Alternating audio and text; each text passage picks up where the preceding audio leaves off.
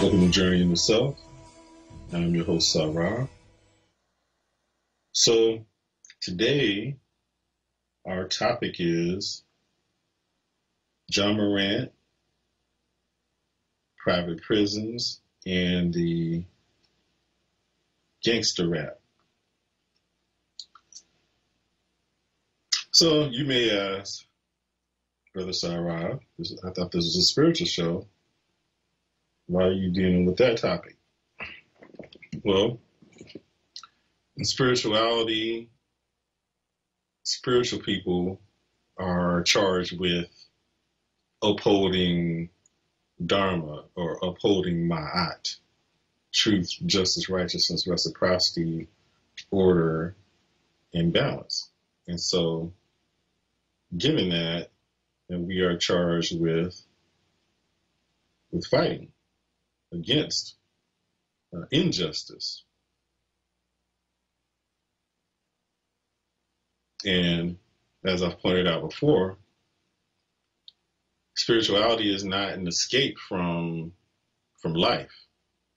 It is a means to help us to deal with life more effectively. It's not something to hide behind. So we don't act like injustices don't exist. We face them and deal with them.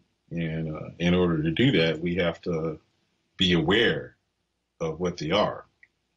And that's particularly true for people of African descent throughout the diaspora. And in particular, in this country. Not to say that we don't face similar issues worldwide, but we know in particular in this country that we've been targeted and have been engaged, whether knowingly or unknowingly on our part. We are engaged in warfare, and the opposition, whether we do or not, takes the warfare seriously. And so it's important for us to be aware of what it is that we're faced with. So I said that to set the stage for some of the stuff that I'm going to discuss here. And I don't know how many of you are familiar with the COINTELPRO or the counterintelligence program that was initiated ostensibly in the 60s and 70s, although that there was likely a form of it before the official title was given. But the program was initiated because of course we know that the intelligence community was involved in, even well before the 60s and 70s, in operations against the Honorable Marcus Garvey. But COINTELPRO in particular was designed to monitor and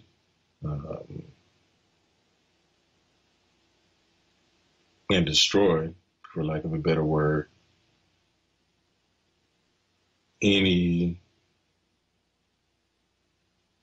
and all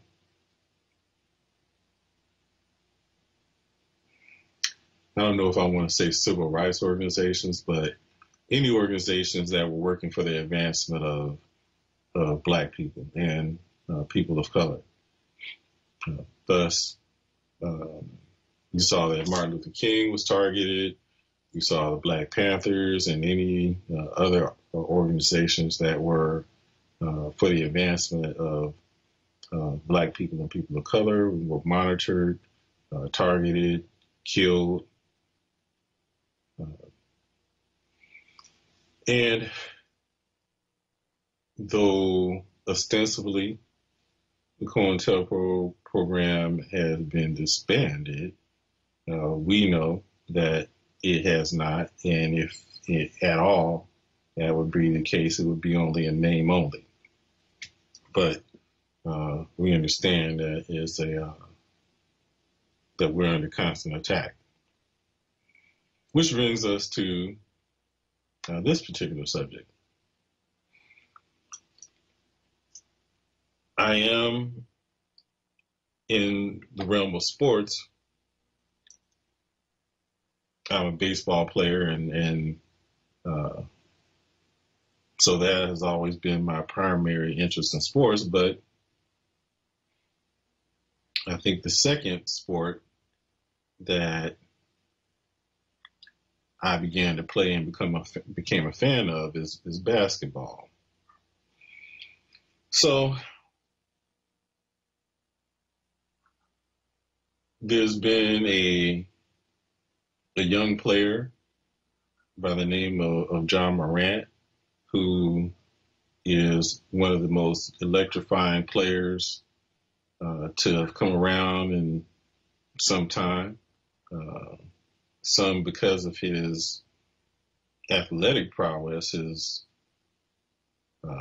hops, his ability to jump and hang in the air. In terms of excitement, he's someone who draws some comparison to Michael Jordan. Just from that standpoint, not in terms of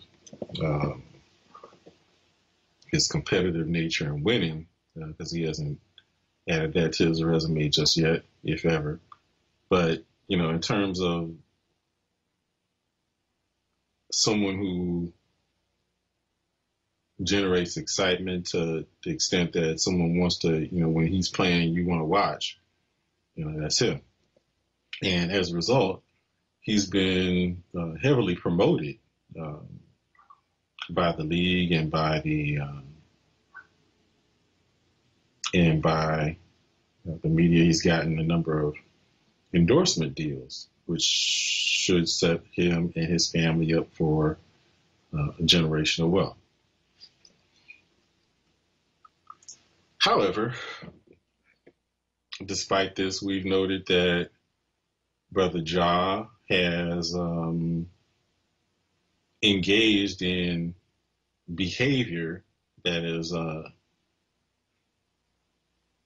strange, particularly given the fact that he grew up in a middle-class neighborhood, middle-class black family.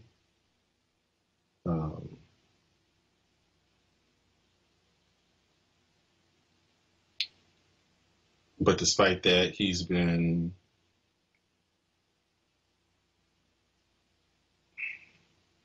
trying to take on the persona of someone who is a gang member. He's been seen throwing up gangster signs,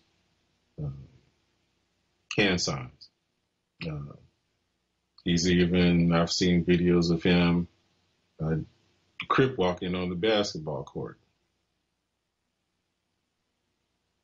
And he's gotten in trouble with the league for either recording himself or being recorded waving a gun. The first time he was in a strip club, obviously inebriated, filled with the spirits, and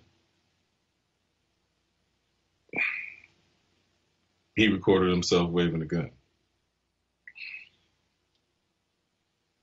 Because of the significant investment in him, as I mentioned before, the endorsement deals, him being promoted as one of the faces of the league, he was suspended, but he was given a very lenient suspension, being suspended only for 8 days for conduct detrimental to the league. But just about a week and a half ago, he was recorded by his good friend driving in a vehicle where he again flashed a firearm. And so the league is now reviewing the video and contemplating suspension again. So the question as it relates to our topic here today is, what is compelling a young, I think he's maybe 23-year-old basketball player who grew up in a middle-class black family in a middle-class black neighborhood, who did not experience any type of pressure to join a gang or experience being in a gang. What would compel him to try to emulate that type of behavior and lifestyle? What compelled him to, and continues to compel him to try to identify with gangsta life as if it was something cool?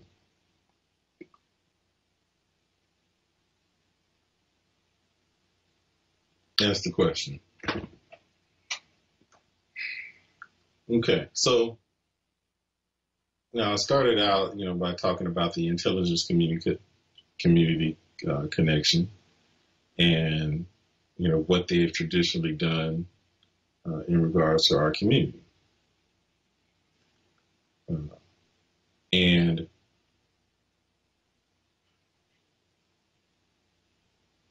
what they do is use a multi-pronged attack against us, using every means at their disposal. Okay, so which includes the media.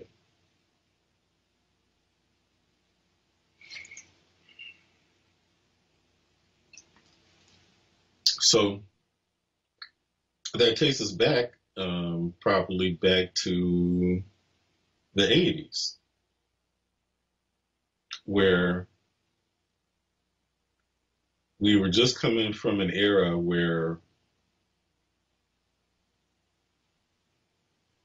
it was dominated by funk music, R&B. The funk was really strong.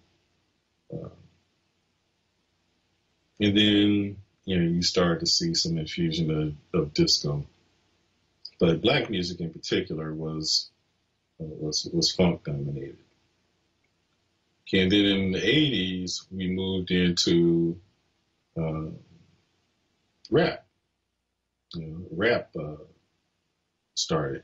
And for those who know a little history of rap, and I'm not a particular fan of rap, I'm a funk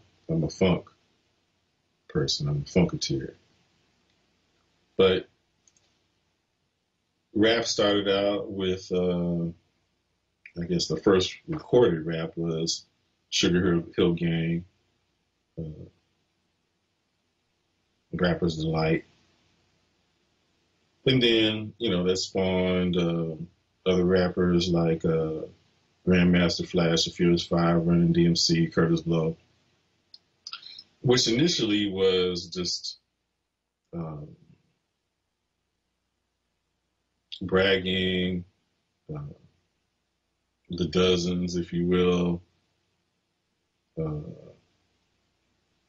battle rap, but mostly fun. They would promote their DJ, Grandmaster Flash cuts 5 turntables and so on. So, but it was pretty innocuous, you know, just mostly just fun. Then it evolved to where it became a bit more conscious. And because we were going through an era at that time where there was a resurgence in an African-centered thought, you know, spawning a new era of African-centered scholarship, to which many young people began to read those books and become educated on our history. And that ended up spawning a new era of rap, conscious rap. So you see groups like Public Enemy, KRS-One, Boogie Down Productions, X-Clan.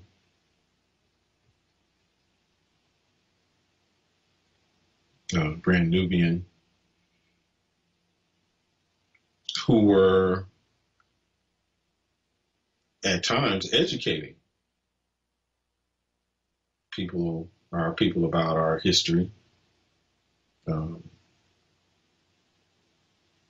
Some of it was almost, you know, kind of revolutionary type consciousness, but it was positive. So what happened to that?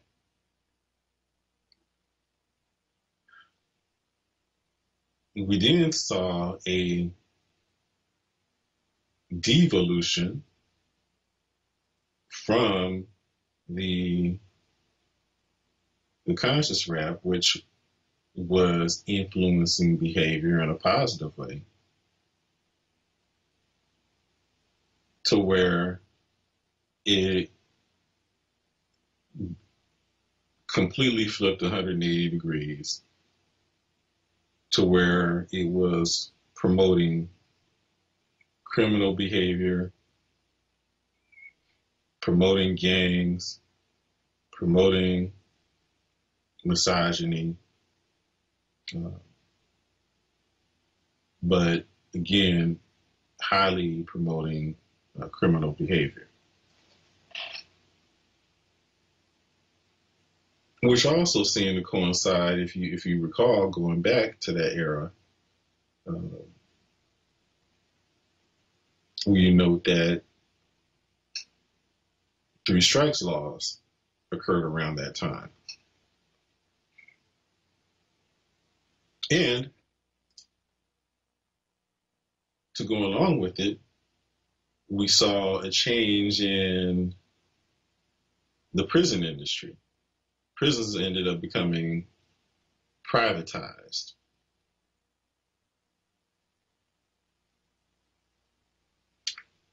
Which is a very significant issue, which ties all the stuff back into what we're talking about here. So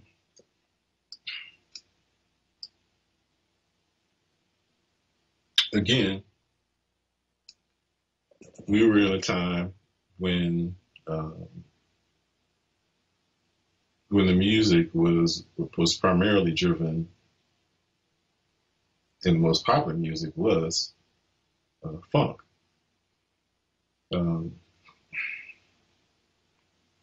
So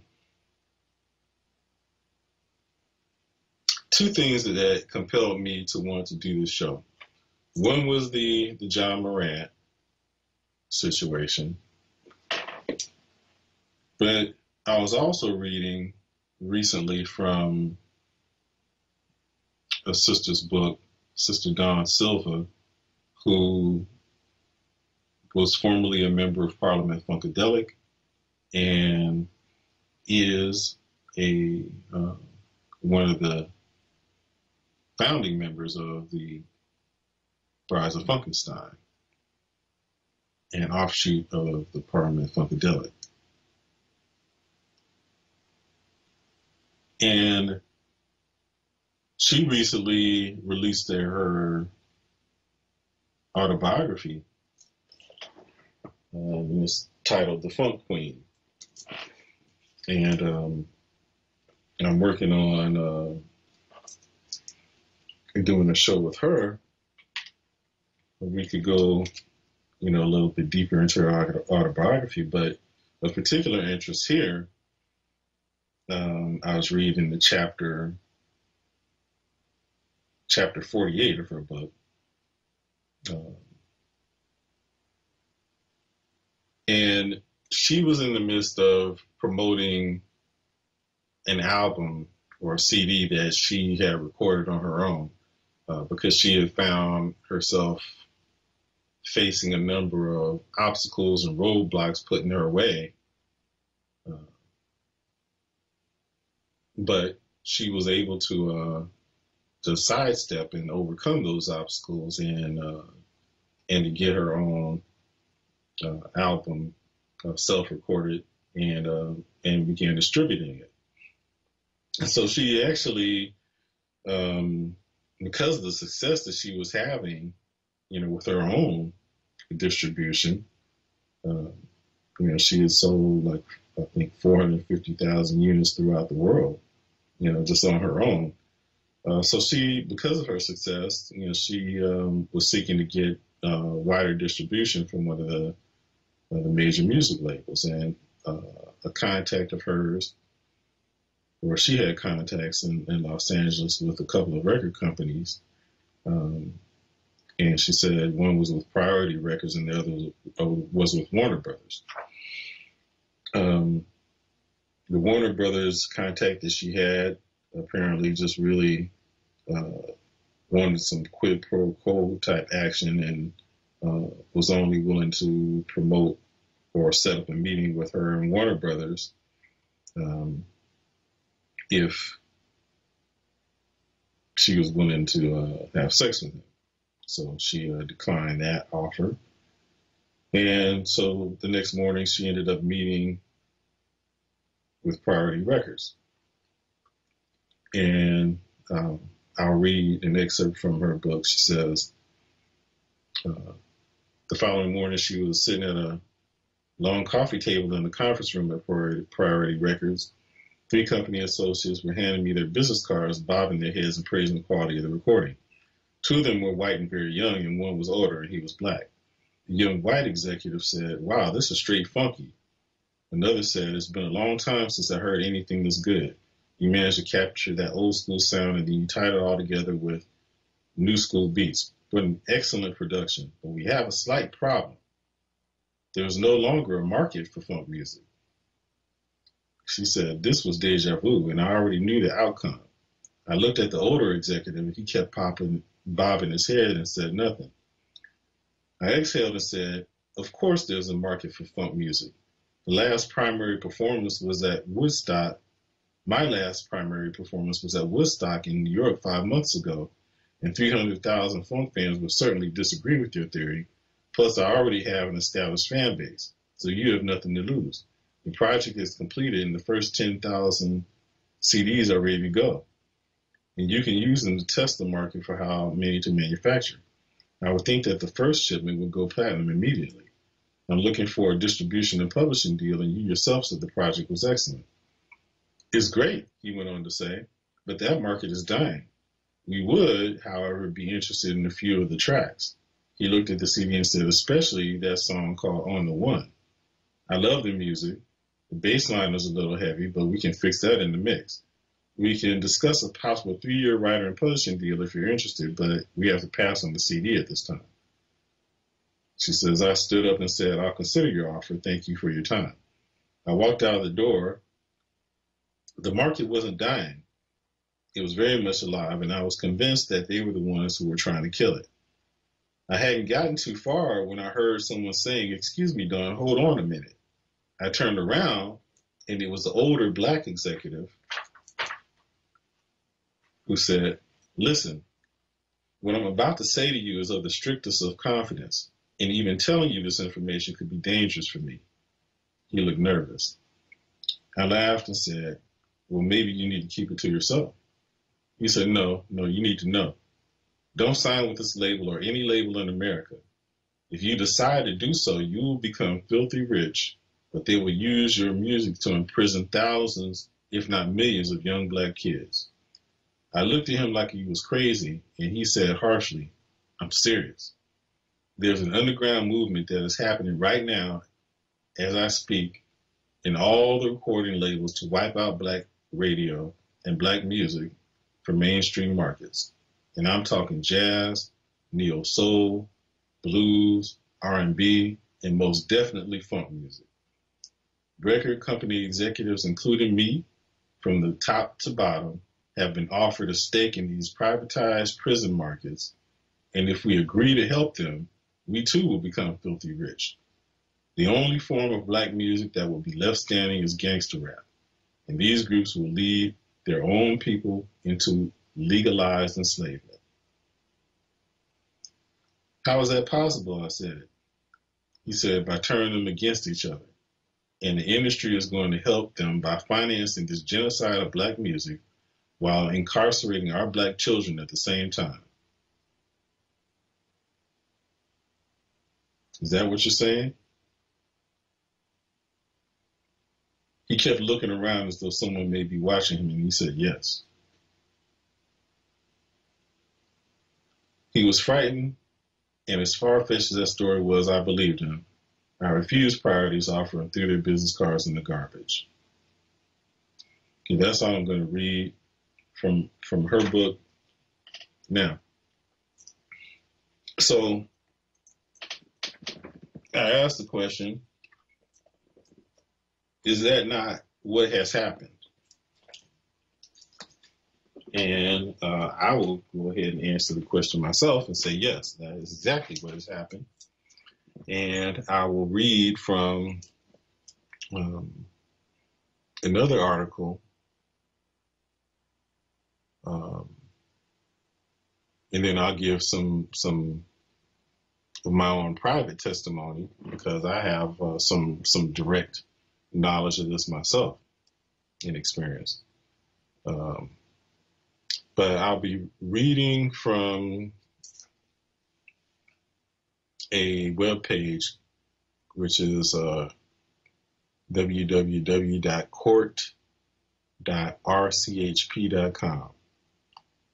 And they reference a meeting, the secret meeting that changed rap music and destroyed a generation. The prison industrial complex is very profitable, and companies within the music and entertainment industries are reaping some of these profits.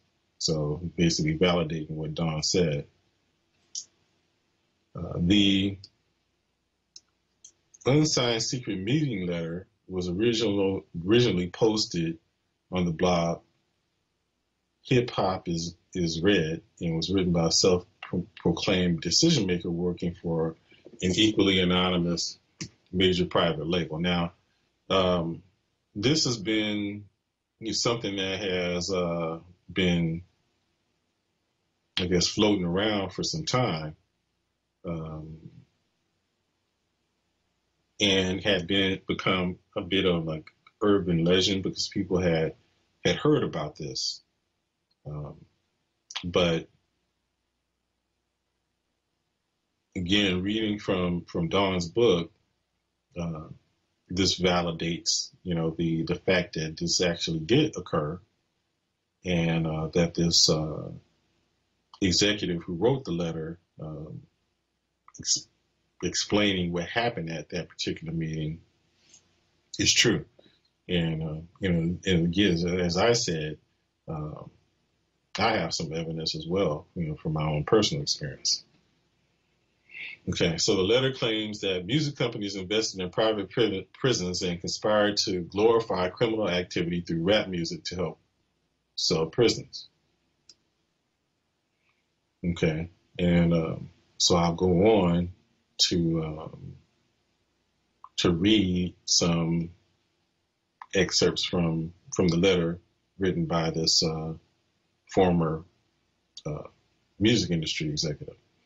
He says, after more than 20 years, I've finally decided to tell the world what I witnessed in 1991. which I believe was one of the biggest turning points in popular music and ultimately American society. I've struggled for a long time weighing the pros and cons of making this story public, as I was reluctant to implicate the individuals who were present that day.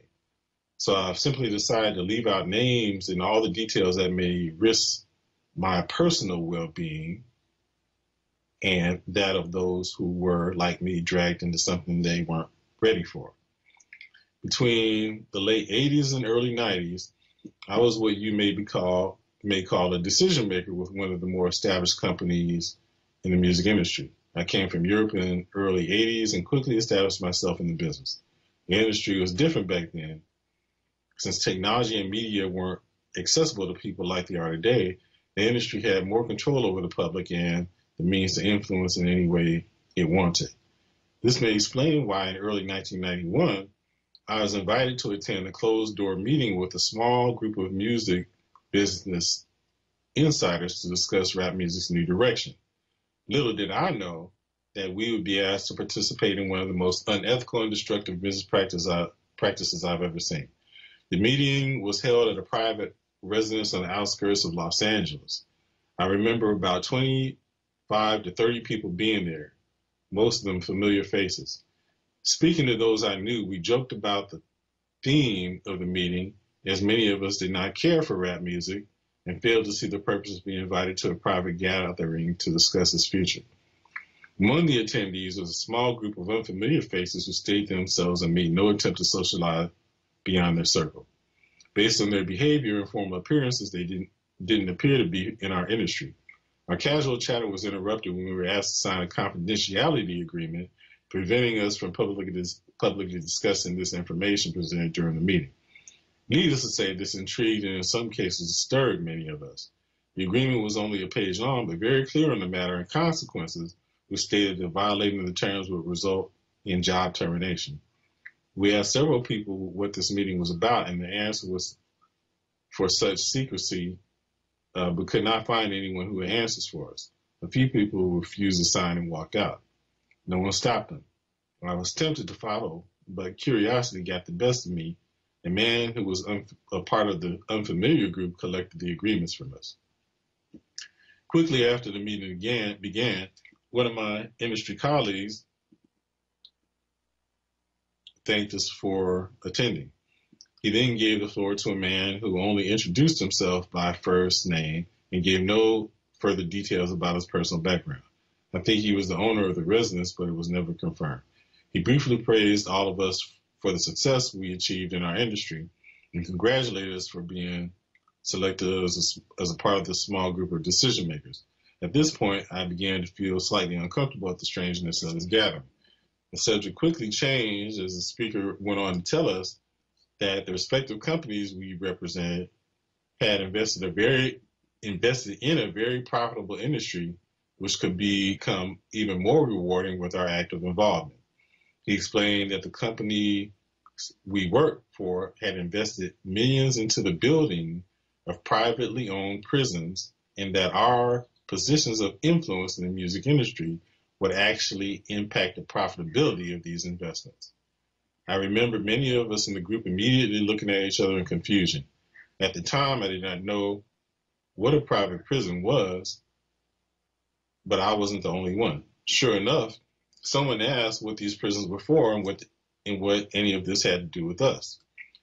We were told that the prisons were built by privately owned companies who received funding from the government based on the number of inmates. The more inmates, the more money the government would pay these prisons. It was clear to us that since these prisons are privately owned, as they become publicly traded, we'd be able to buy shares. Most of us were taken aback by this. Again, a couple of people asked what this had to do with us. At this point, my industry colleague, who first opened the meeting, took the floor again and answered our questions. He told us that since our employers had become silent investors in the prison business, it was now in their interest to make sure that these prisons remained filled. Our job would be to help make this happen by marketing music which promotes criminal behavior, rap being the music of choice. He assured us that this would be a great situation for us because rap was becoming an increasingly profitable market for our companies, and as employees, we'd be able to buy personal stocks in these prisons. Immediately, silence came over the room. You could have heard a pin drop. I remember looking around to make sure I wasn't dreaming and saw half of the people with dropped jaws. My daze was interrupted when someone shouted, "Is this an effing joke?" At this point, things became chaotic. Two of the men were part of the unfamiliar group, grabbed the man who shouted out and attempted to move him from the house. A few of us, myself included, tried to intervene. One of them pulled out a gun and we all backed off. It separated us from the crowd and all four of us were escorted outside. My colleague, who had opened the meeting earlier, hurried out to meet us and reminded us that we had signed a confidentiality agreement and would suffer the consequences of speaking out about this publicly and even with those who attended the meeting. I asked him why he was involved with something this corrupt, and he replied that it was bigger than the music business and nothing we want to challenge without risking consequences. We all protested, and as he walked back into the house, I remember word for word the last thing he said. "It's out of my hands now. Remember, you signed an agreement." He then closed the door behind him. The men rushed us to our cars and actually watched us until we drove off. And that's all I'm going to read from the letter. He just basically goes on to say that he left the business, and we've seen that what has happened. Now, I will validate this information. I'm going to play a couple of videos as well, but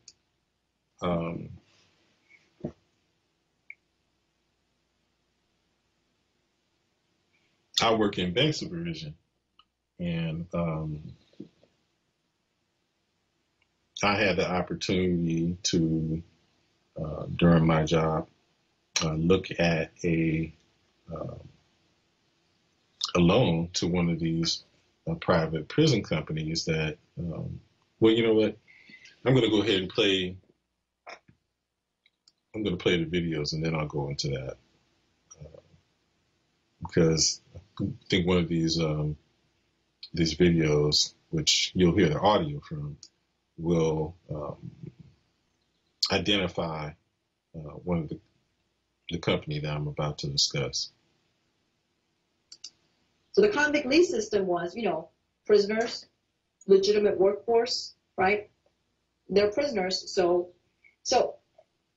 the convict lease system, in essence, it was the primer and the precursor to what we know now as the private prison corporation, the private prison industry. Prisons is booming. Private industry. You could own them yourself. You can pick a town, build one, and own them. Private. What do you think they're doing with prisons? They making everything that's in this room. They making in the prison. They making shit you ain't even seen before in the prison. They cut up your meat. Your meat. If you eat chicken down south, Winn-Dixie, Piggly Wiggly, your chicken and your beef is being cut up in the factory. They make toys. Upstate, they make toys. They make your little race cars for the kids. They make everything. I've been in jail. My brothers is in jail. They make license plates. They make tables. They make engines to car. They make everything that you see on the streets in the penitentiary, and they get crumbs for that thing.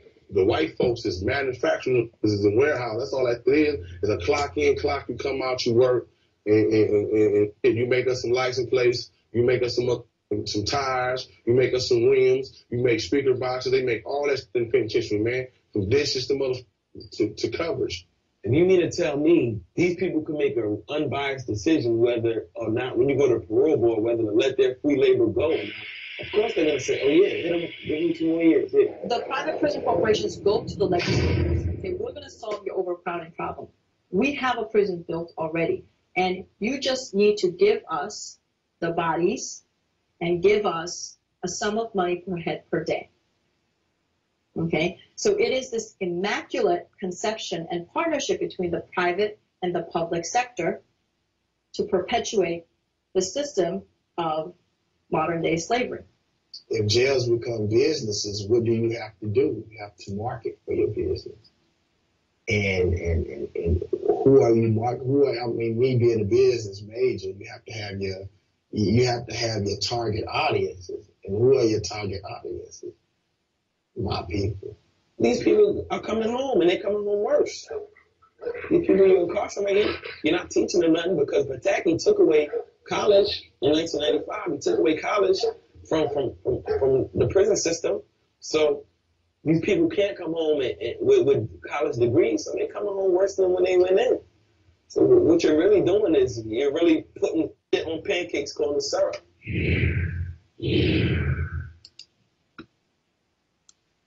And I'm going to play another clip, which provides a little bit more information, and then I'll share my personal observations.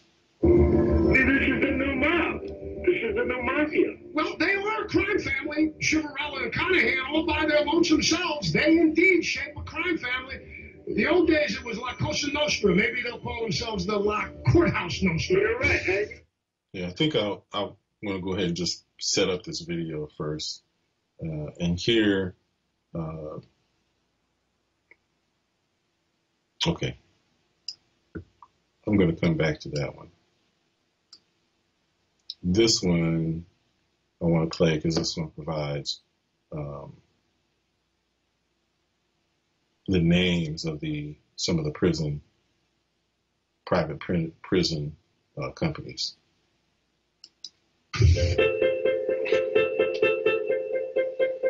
Between 1970 and 2005, the US's prison population grew by a massive 700%, far outpacing both population growth and crime rates. Today, it's got to the stage where America is home to 5% of the world's population, but a quarter of the world's prisoners. And not only does America have the highest imprisonment rate of any country in the entire world, but it also has the highest rate of youth incarceration. Over 130,000 juveniles are detained in the US every year, and on any given day, there are more than 70,000 youths in detention. But the biggest winners of this mass incarceration haven't been the American public, but the private prison companies who are making giant profits out of people being in jail.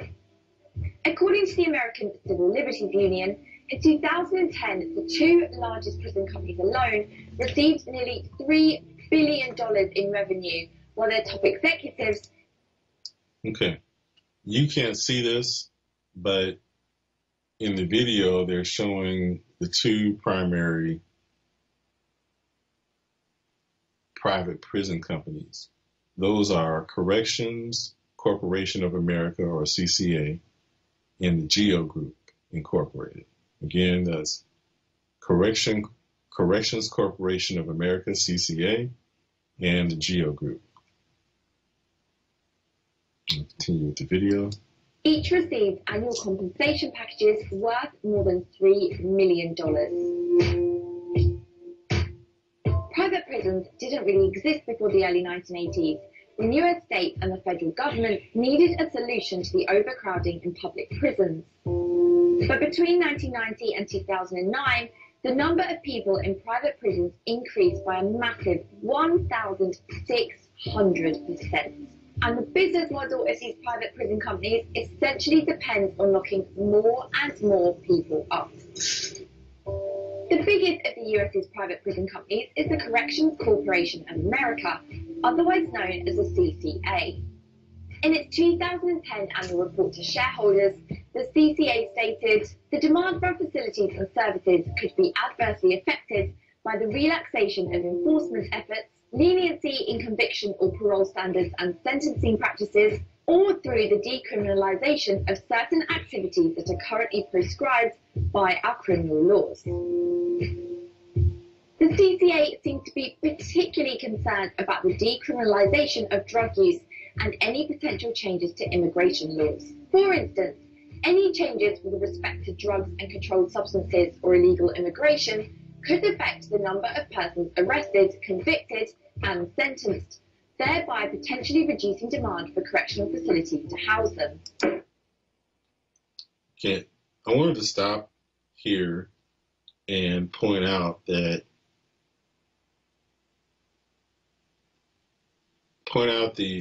three strikes laws. And we note that the three strikes law was initiated back during this time that we're discussing. So this is the 80s and early 90s where three strikes was put into place, the effect of which is that anyone who is convicted of a crime, and some of these crimes could be just robbing a liquor store of a candy, right? But someone would go to prison if they had on their record three criminal convictions. Okay, and so when she talked about the threat to the revenues of the prison industry, they talked about the type of the enforcement of certain laws that could jeopardize the revenues. Okay? And so when we've seen discussions about repealing three strikes laws, when you see discussions about repealing the enforcement of drug laws or decriminalization of like the use of marijuana, when you hear talk about changing how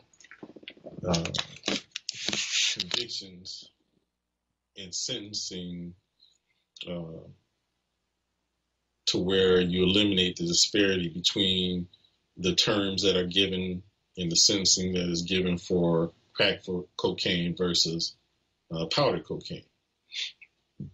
Right. And so you see that these things jeopardize the revenues, and that's why there's such opposition, and we haven't seen a lot of forward movement in the efforts to decriminalize certain activities and to repeal the third strike laws. I just wanted to put that into context.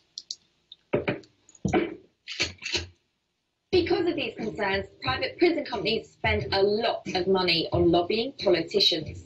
According to analysis by the Associated Press, between 2002 and 2012, the CCA, along with the US's second and third largest private prison companies, Geo Group Inc. and Management and Training Corporation, otherwise known as MTC, spent around $45 million on lobbying state and federal governments between them. And in addition to lobbying, these three companies also pour hundreds of thousands of dollars every year into the election campaigns of governors, state legislators, and judges. And a report by the National Institute on Money and State Politics revealed that between 2003... Yeah, I wanted to pause again and point out that the last category that she said the private prisons pour money into are judges. So I wanted to make sure that didn't escape your attention. They pour money into judges. And that will set up the next video, and then I'll share my personal experience. 2011, the CCA alone hired 199 lobbyists in 32 states, while GEO hired 72 lobbyists in 17 states.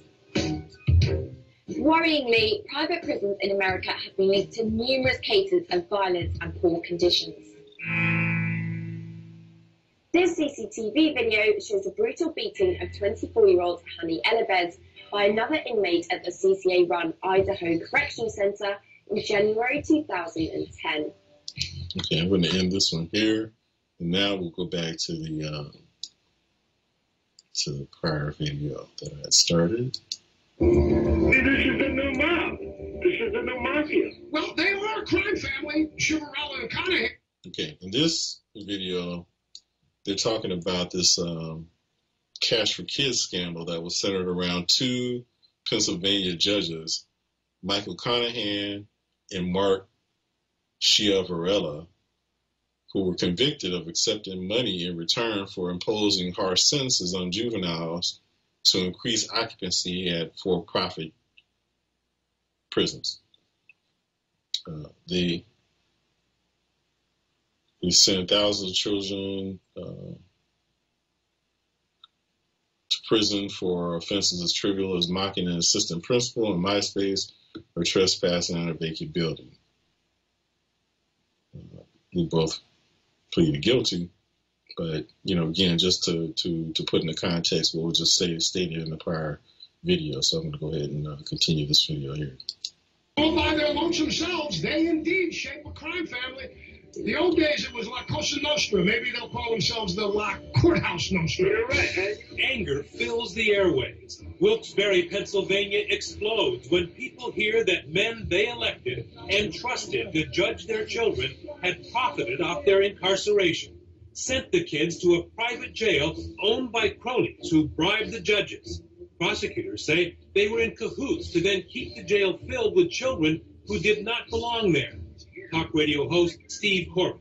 Gangster judges were selling children into a prison camp. Where were the protectors of the kids at that time? I think that we had a conspiracy of silence going on in Luzerne County. Marcia Levick, the public interest lawyer who helped break the case. There were officers of the court, there were members of the district attorney's office, members of probation, private lawyers, public defenders who were in the courtroom every day. And they had to know what was happening, and whether it was by virtue of intimidation or an unwillingness to get involved, the fact remains that nobody stood up. In fact, parents say some of the court workers wrongly convinced them their children did not need lawyers. And they basically said that, I'm just going to get a slap on the wrist, that I shouldn't waste money on a lawyer. Jamie Quinn was 14 when she was sent to Judge Mark Schiavarella because of an after-school fight. Did you hurt her badly? Did she have to go to the hospital? No. Was she injured? No. I honestly expected that I was going to get lectured and get probation at the worst. And it was my first time ever in front of a judge. He didn't let me talk. I was literally in front of him for only like 4 minutes. He barely even looked at me. All I remember is my mom grabbed onto my hand and hugged me, and then they put my hands behind my back, handcuffed me, and took me right away. Okay. And before I go into my personal story, I'll just read this into the record. And this comes from the website Hip Hop for Change. And it says, right now, 3 companies, Warner Records, Universal Music Group, and Sony Music Group, control around 90% of the depiction of hip hop. At the same time, 2 companies, Core Civic, formerly CCA Corrections Corporation of America, and Geo Group own almost all of the private prison beds in the United States. What connects these 2 industries together?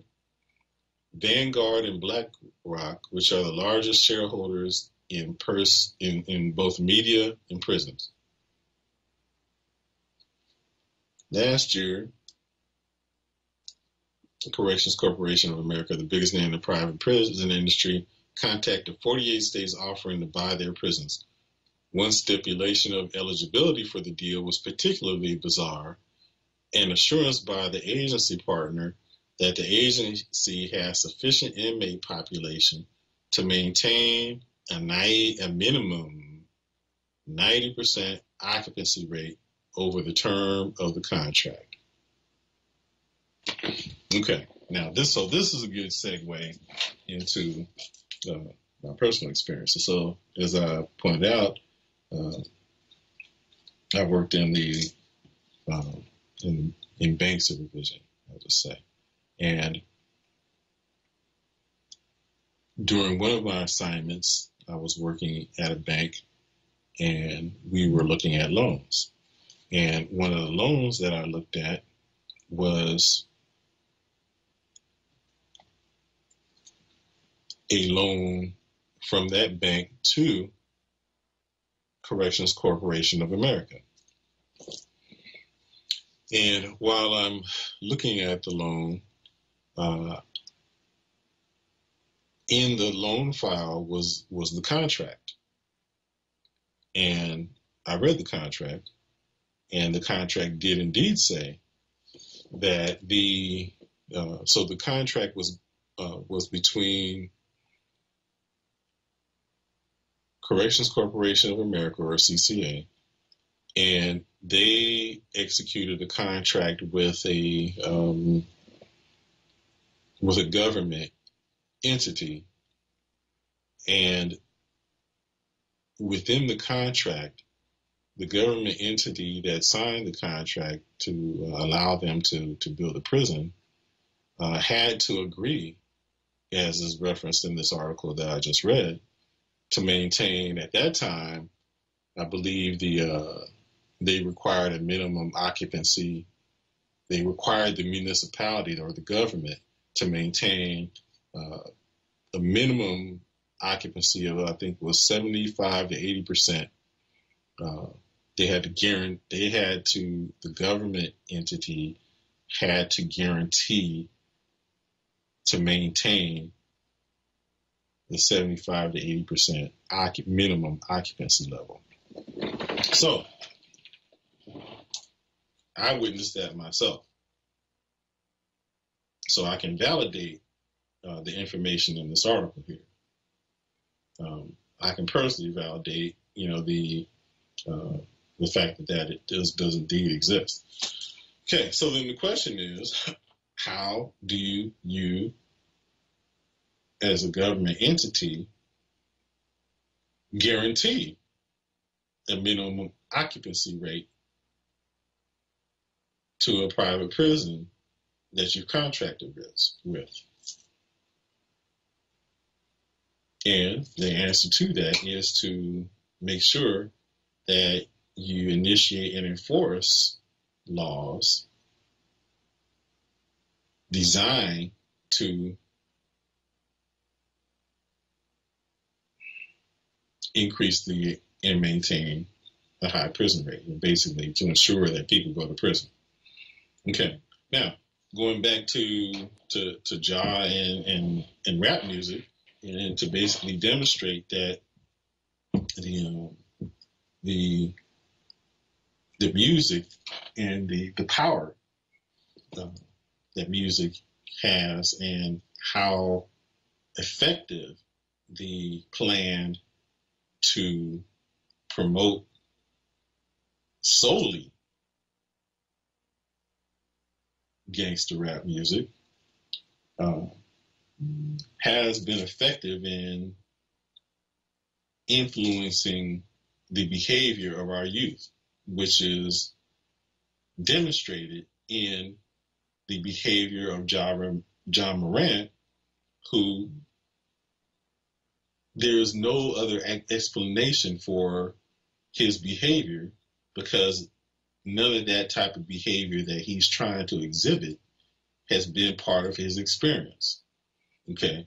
Now, if you go back and look at the most recent video, well, even both of them, when he was at the club, the strip club, he's flashing his gun while they're playing gangster rap in the background at the club.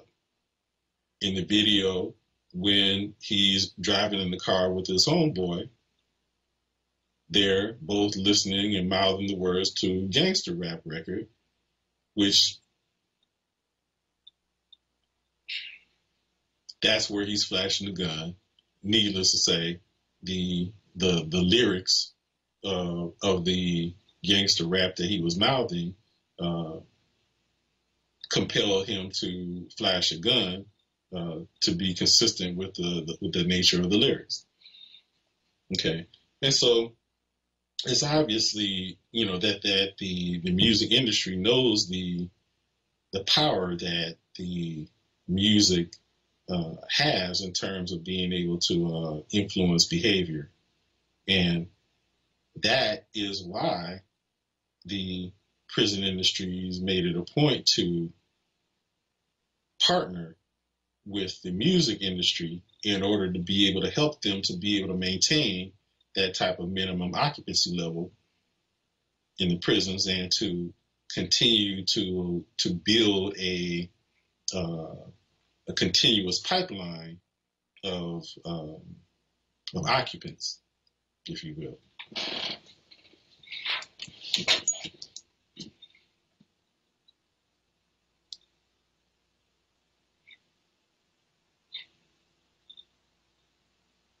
Okay, I'm going to play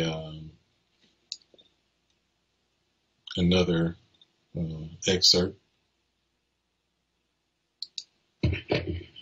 Rap music we see today is nothing but hypnosis over young black youth.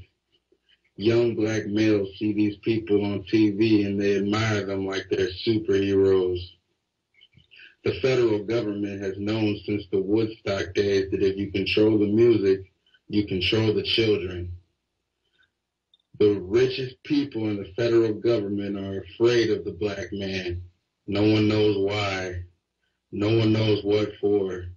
Maybe there's a deep-seated fear that if the black man were to become educated, that they would get the whites back for slavery. That's just paranoia to me. You know how we celebrate Martin Luther King Day, but did you know the federal government called him America's most dangerous man? Dangerous? He was a preacher. How was he dangerous? They had to make sure that another Martin Luther King would never emerge. So for 10 years after his death, the only black man you saw on TV was a pimp, a drug dealer, or a gangster. The same thing's still going on today. Billionaires find poor black men and offer them millions of dollars to act like clowns and monkeys on national TV. These rappers are working for the government and don't even know it. Black people have no culture since we're basically a made-up race. So black people are always searching for an identity. The federal government said, hey, let's convince all black men that they're supposed to be thugs, crooks, irresponsible, uneducated, and flashy. This is... What the brother's saying is absolutely true. And as as this is a video that I'm playing, so you guys cannot see the video that's playing in the background as he speaks. And what he's showing is basically these rappers running around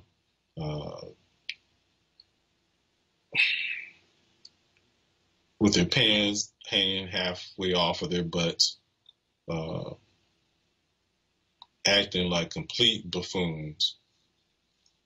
And then, we wonder, why our youth is acting that way. But, to his point, and to the information that I read from Dawn's autobiography, they will only promote music, so-called, that glorifies that type of criminal lifestyle. Okay. And so that's why we only hear that type of music. Not that there aren't musicians that play other types of music. Not that there's even other rappers who want to put out more positive type of rap and create more positive lyrics.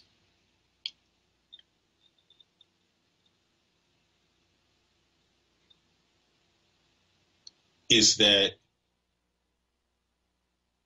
the ones who will be successful and who will have their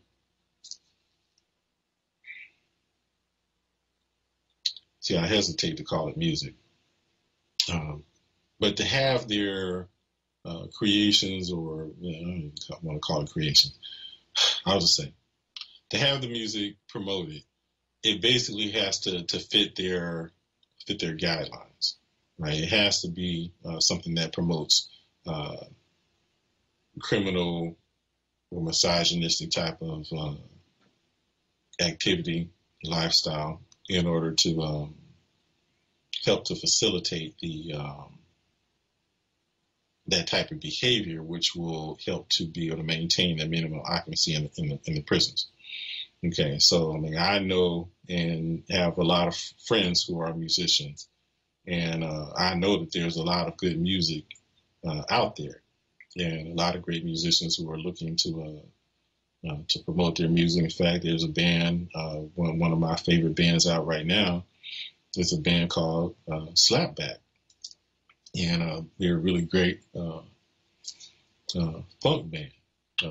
And I'm also friends with Garrett Scheider, who is a member of Parliament Funkadelic, and he's put out three excellent CDs. But you know, he hasn't gotten much of any airplay, and neither has Slapback, whose music is excellent, and I have their music as well. And I know a number of other funk bands as well who cannot get any airplay because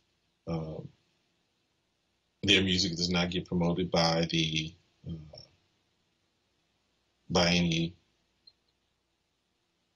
record companies. They can't get record deals, and they can't get played on any record stations or streaming services. And you know, and as both we noted, that BlackRock and Vanguard are the largest shareholders in media and prisons. Media also includes radio stations, right? And so they can control what is played on the radio, and you know, to give the illusion that these things are popular. They're not playing music because it's popular. They're not playing music because that's what people want to hear. They're playing what they want to play, and they make it popular by continually keeping certain music in the rotation to give the illusion that it's popular. So it's programming, like we've talked before. That's why they call it programming, radio programming. They're programming the minds of our youth, and we see the manifestation of that in the behavior of our young brother, Ja Morant, who has absolutely no reason to be engaging in that behavior from his experience and the position that he's in right now. He's in a position, again, to have generational wealth for his family for years and years and years to come. Okay, but he's at the precipice of throwing all that down the drain to try to emulate some stupid lifestyle that he's been programmed to portray, that he has absolutely no connection to, other than the fact that he listens to that music. And so he risks losing the millions of dollars of endorsement deals, and his contract with the Memphis Grizzlies that he plays for. Okay, and so you know, I wanted to do this to really just underscore the effect that this has had on our youth, how it is contributing to the prison population, to put into context the fact that we are and continue to be under siege as a people. And until we come to the realization and recognize that this is the case, we're in dire straits. You know, we have to be conscious of what it is that we're faced with, what the opposition has planned for us, so that we can plan accordingly for the upliftment and advancement of our people. Because we're not just facing a situation where we can just do what we want. We have obstacles put in front of us. Not that we can't overcome them. Certainly we can. You know, and and it's from a lot of which are what I've shared with you in terms of the spiritual teachings, we can overcome all obstacles, right? But it's important that we be mindful that they exist. If you're a hurdler, you're not going to win a race if you're not aware that there are hurdles on the track. And train yourself to be able to effectively get over those hurdles. Okay, so there's training that we have to engage in order for us to be able to be successful. Okay, so I just wanted to bring this into our awareness, right? So when we look at a young brother like Ja Morant, instead of just criticizing him, it's important to understand what and why, what is causing him to act in that manner. Why, understand the why behind, why is he doing this? Why, we understand that it makes no sense.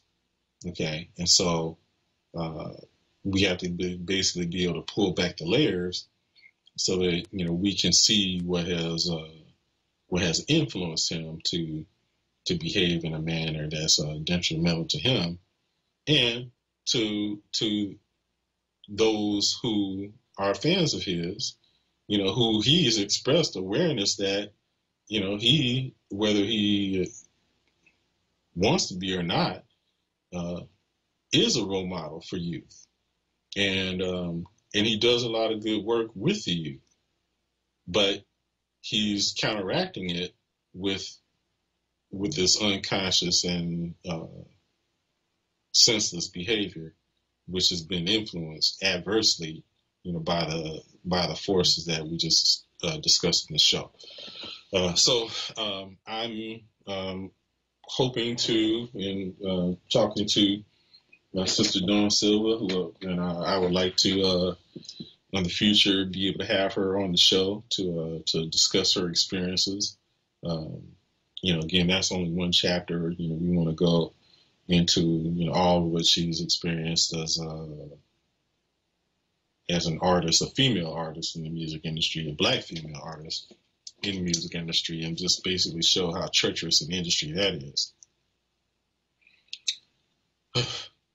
Okay, so as you all know, that I do spiritual counseling, which benefits you in all areas of your life. And if you are and would like to avail yourself of the excellent counseling that I provide, then please do reach out to me. You can reach out to me on Facebook, Messenger, Sarah, or you can go and set up an appointment, and the initial appointment's free, by visiting my website, which is www.sa-ra.org. Again, that's www.sa-ra.org. So with that, I'll thank you for listening in to Journey in the Self, and I encourage you to, again, reach out to me and then, do your own research. So with that, see you next time on Journey in the Self. Hotep.